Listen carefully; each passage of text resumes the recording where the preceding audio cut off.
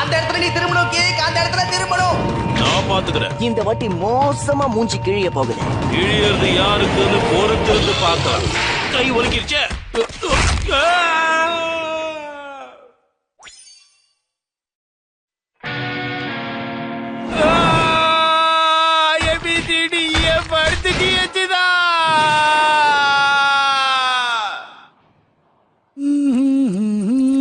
மூணு மாசமா கஷ்டப்பட்டு வளர்த்த இந்த ரோஜா செடி பூத்து குலுகிறத பார்க்க எவ்வளவு அழகா இருக்கு.